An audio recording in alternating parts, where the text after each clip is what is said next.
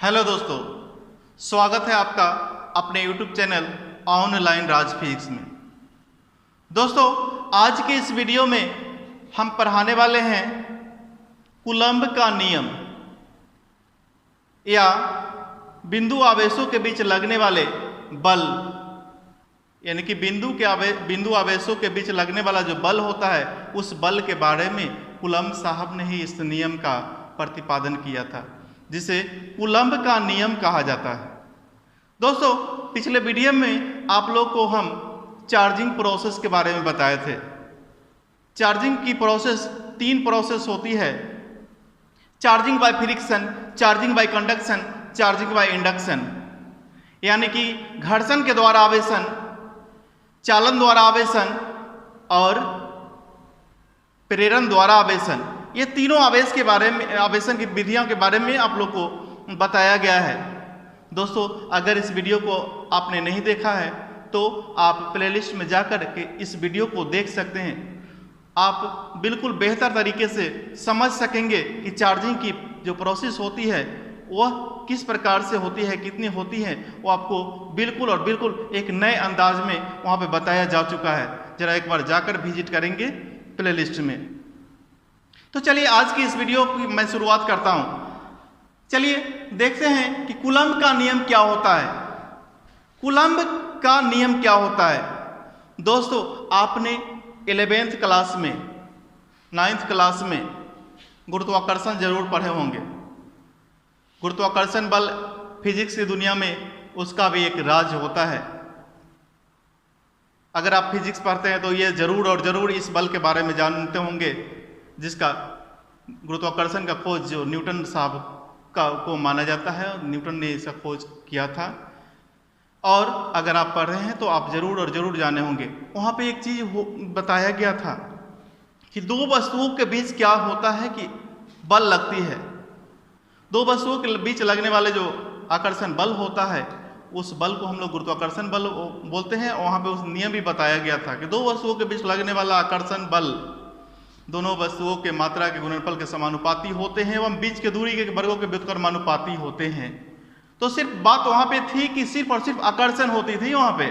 लेकिन आज जो पढ़ने जा रहे हैं आप लोग, क्योंकि आप जानते हैं कि दो आवेशों के बीच, दो बिंदु आवेशों के बीच आकर्षण या प्रतिकर्षण बल दोनों लग सकते हैं। वहाँ पे सिर्फ और सिर्फ आकर्षण था, बट यहाँ पे क्या है कि आकर्षण या प्रतिकर्षण बल दोनों के दोनों लगते हैं।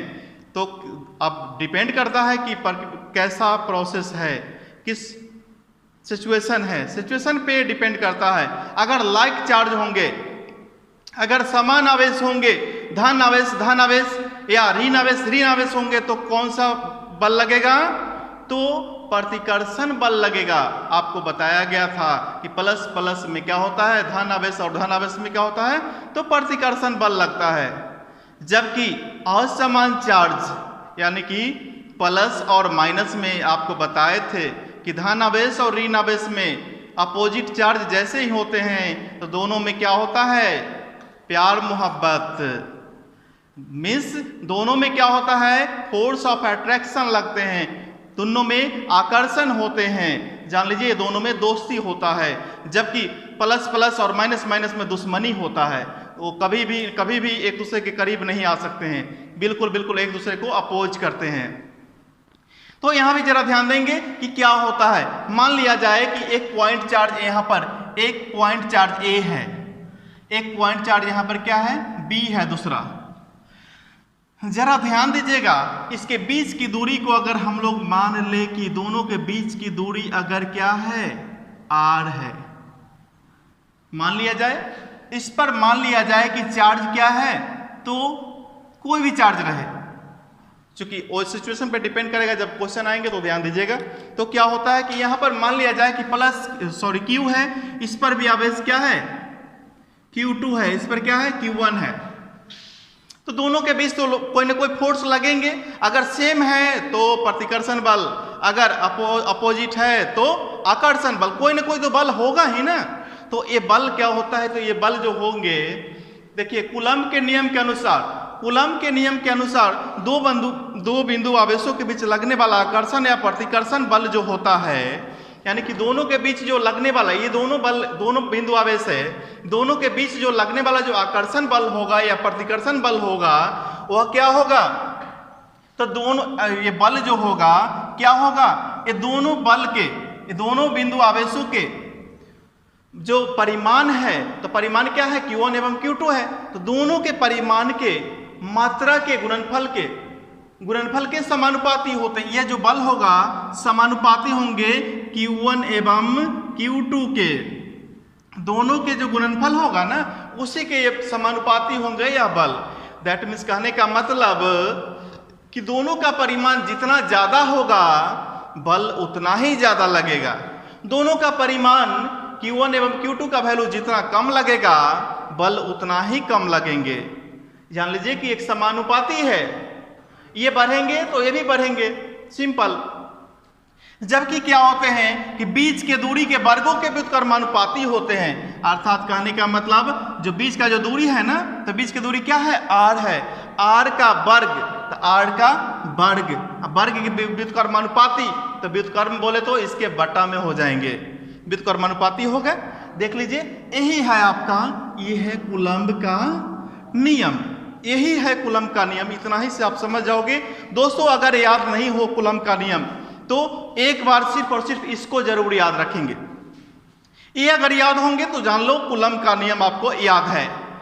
कूलम्ब के नियम की जैसी चर्चा हो आप याद रखना F समानुपाती Q1 into Q2 by R square, यानी कि कूलम्ब ने यह बताया था कि दो बिंदु आवेशों के बीच लगने वाला आकर्षण या प्रतिकर्षण जो बल होता है वो बल जो होता है समानुपाती होते हैं, किसके, तो Q1 एवं Q2 के, यानी कि दो बिंदु आवेशों के जो परिमाण होते हैं उनके गुणनफल के क्या होते हैं, समानुपाती होते हैं। अब बीच के दूरी के वर्गों के व्युत्क्रमानुपाती होते हैं। बोले तो दूरी जितना बढ़ा दीजिएगा, दूरी जितना कम होगा बल उतना ज्यादा लगेगा, दूरी जितना ज्यादा होगा बल उतना कम लगेंगे।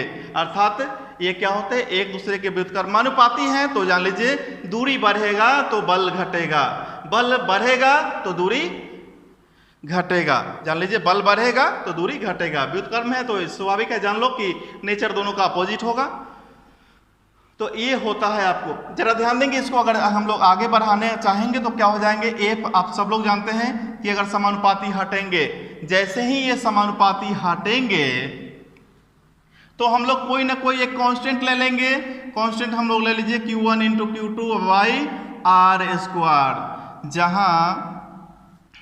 जहां K इज इक्वल टू क्या हो जाएंगे, तो जहां K is equal to Q1 into K का क्या है, तो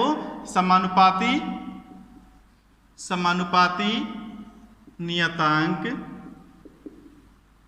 है, जान लीजिए। और K का मान SI मात्रक में K का मान क्या होता है, SI मात्रक में K बराबर होता है 1/4 pi epsilon naught into, sorry इतना ही होता है, और इसका वैल्यू होता है 9 इंटू 10⁹ न्यूटन मीटर स्क्वायर पर कूलम्ब स्क्वायर, यही होता है न्यूटन मीटर स्क्वायर पर कूलम्ब स्क्वायर।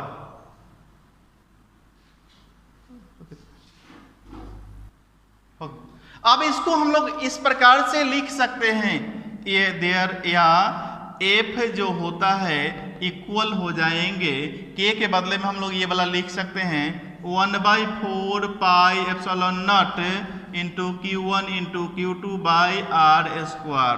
दोस्तों यही हो गया आपका फार्मूला। जरा देखिएगा कि F बराबर हो जाएंगे 1/4 pi epsilon naught into Q1 into Q2 by R square, यही हो गई।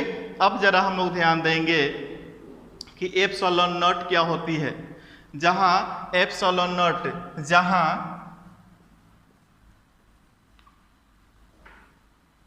जहां एप्सिलॉन नॉट क्या है, तो निर्वात की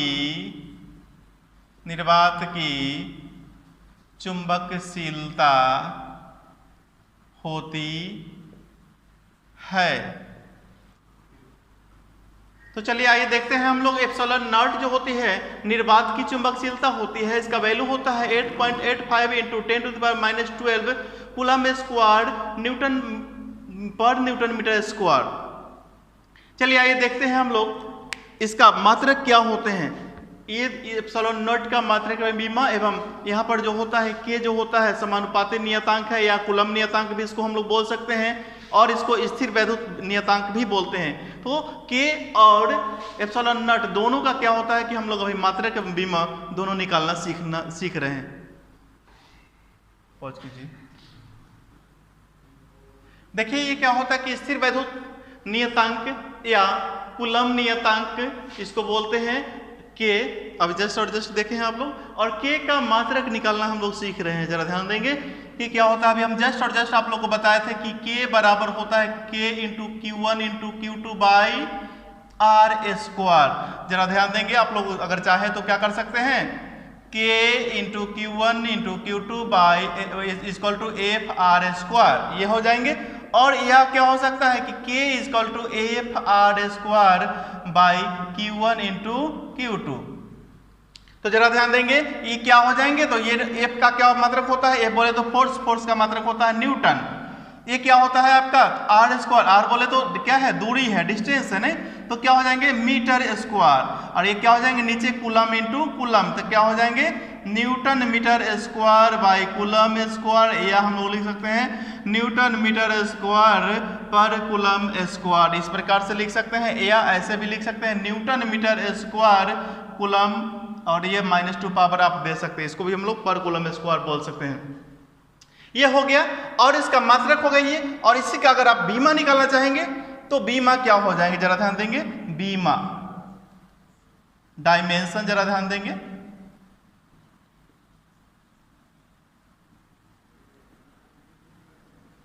क्या हो जाएंगे, जरा ध्यान देंगे। ये क्या होते हैं कि ये क्या है, तो ये क्या है, बल है। बल के का क्या होता है, तो MLT-2 होता है आपका। F इक्वल टू, आप चूंकि जानते हैं F इक्वल टू MA होते हैं, तो ये क्या हो जाएंगे ML2, और ये क्या है R स्क्वायर। R बोले तो क्या है दूरी है, दूरी का बीमा क्या होता है, तो दूरी भी एक प्रकार का लेंथ होता है, तो L2 पावर 2 है।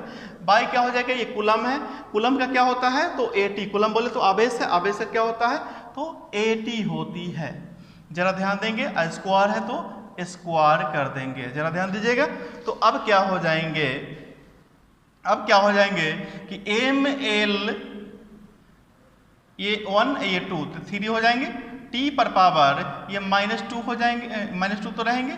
और अगर आप चाहो तो नीचे क्या कर, A पर पावर क्या हो जाएंगे 2 हो जाएंगे, और T पर पावर क्या हो जाएंगे 2, दोनों सबको एक साथ करेंगे तो क्या हो जाएंगे ML3T-2, और A क्या हो जाएंगे T ऊपर जाएंगे, ये +2 है तो ऊपर जाएंगे तो क्या हो जाएंगे -2, और A पर पावर ये ऊपर आएंगे तो -2 हो जाएंगे, यानी कि ML3T-4 A-2, यही हो जाएंगे इसका बीमा। जरा ध्यान दीजिएगा नेक्स्ट, और नेक्स्ट फिर क्या होता है कि हम अभी चर्चा कर रहे थे एप्सिलॉन नॉट का, तो जरा ध्यान देंगे एप्सिलॉन नॉट का हम लोग क्या करेंगे, एप्सिलॉन नॉट का मात्रक क्या हो जाएंगे, जरा ध्यान देंगे। इसको अगर आप लोग नोट कर लिए होंगे तो मैं आगे बढ़ाऊंगा, जरा ध्यान देंगे। अब एप्सिलॉन नॉट की, आपका एप्सिलॉन नॉट इसको बोलते हैं निर्वात की चुंबकशीलता। निर्वात की चुंबकशीलता का हम लोग क्या करेंगे, SI यूनिट, SI यूनिट बोले तो SI मात्रक ध्यान देंगे क्या होता है, हम लोग जान लीजिए कि F equal to 1/4 pi epsilon naught into Q1 into Q2 by R square होते हैं। जरा ध्यान दीजिएगा, हम लोग क्या करेंगे, अगर इसको एक साथ अगर करेंगे तो क्या हो जाएंगे Q1 Q2 by 4 pi epsilon naught into R square. हम लोग क्या करेंगे, क्रॉस मल्टीप्लिकेशन करने का काम करेंगे, तो क्या हो जाएंगे, ये इसमें इससे बटा में 1 मान लेंगे तो क्या हो जाएंगे F into 4 pi epsilon naught into R square equal to Q1 into Q2। अगर हम लोग क्या करेंगे कि एप्सिलॉन नॉट को यहाँ पे रख लेते हैं, एप्सिलॉन नॉट को यहाँ पे रख लेते हैं, क्या हो जाएंगे Q1 इंटू Q2 बाई ये हो जाएंगे आपका एफ, ये 4 पाई और क्या हो जाएंगे आर स्क्वायर, सिर्फ ये वाला यहाँ पे रह जाएंगे। अब इसका यूनिट लिख देंगे, जरा ध्यान दीजिएगा, ऊपर क्या है आवेश है तो क्या होगा कूलम इनटू कूलम, ये क्या है फोर्स है, फोर्स का हम लोग जानते हैं कि न्यूटन होता है, ये 4 का तो 4 का मात्रक होगा नहीं, ये कि क्या है पाई भी किसका भी नहीं होगा, और आर है, आर का क्या हो जाएंगे तो मीटर, आई स्क्वायर है तो स्क्वायर, तो क्या हो जाएंगे कूलम स्क्वायर पर न्यूटन मीटर स्क्वायर, जैसा कि अभी जस्ट और जस्ट इससे पहले हम लिखे थे कि एप्सिलॉन नॉट जो होता है निर्वात की चुंबकशीलता होती है जिसका मात्रक होता है जिसका मात्रक कूलम स्क्वायर पर न्यूटन मीटर स्क्वायर भी होते हैं, लिख दिए। और इसका वैल्यू क्या होता है तो 8.85 गुना 10 के पावर -12 होते हैं, जो कि अभी जस्ट और जस्ट इससे पहले भी बताए हैं। जरा ध्यान देंगे इसका बीमा डायमेंशन ये क्या हो जाएंगे, ध्यान देंगे ये डायमेंशन क्या होते हैं। अच्छा ध्यान देंगे ये क्या है ऊपर क्या है, जरा ध्यान देंगे Q1 इंटू Q2 यानी कि कूलम यानी कि 80, या इसको डायरेक्ट यही से आ जाइए आप, क्या होता है तो ऊपर क्या है कूलम इंटू कूलम बाई क्या है न्यूटन मीटर स्क्वायर है ना, जरा ध्यान दीजिएगा ये क्या है कूलम तो क्या हो जाएंगे तो 80 इंटू 80 बटा में क्या न्यूटन है ना, बल का क्या होता है mL/T-2 होते हैं, मीटर स्क्वायर है तो आप जान लो कि ये मीटर स्क्वायर, मीटर व्यक्ति भी क्या है एक प्रकार का लंबाई होता है, दूरी है तो दूरी का क्या होता है L होता है, पावर 2 है तो 2 रखेंगे। जरा ध्यान देंगे 80 तो क्या हो जाएंगे A पर पावर 2 और T पर पावर 2 और बटा में क्या हो जाएंगे m तो m रहेंगे, L पर पावर 3 हो जाएंगे, T पर पावर क्या है कि -2 है। सबको अगर बराबर करिएगा तो A2T क्या है कि 2 है पहले से, या नीचे वाला जब ऊपर आएगा तो -2 ऊपर आएंगे तो क्या हो जाएंगे +2 हो जाएंगे, फिर L जब ऊपर आएंगे तो L पर पावर क्या हो जाएंगे -3 हो जाएंगे, +3 था, m क्या है तो m ऊपर नीचे से ऊपर जाएंगे तो -1 हो जाएंगे, यानी कि कुल मिलाकर के हम लोग देखें तो हम लोग इस प्रकार से लिख सकते हैं, पहले m-1 लिख लेते हैं, फिर L3 लिख लेंगे L-3, फिर लिख लेंगे T पर पावर 4 लिख देंगे, फिर क्या हो जाएंगे कि A पर पावर ये 2 हो जाएंगे, यही आपका क्या है बीमा है।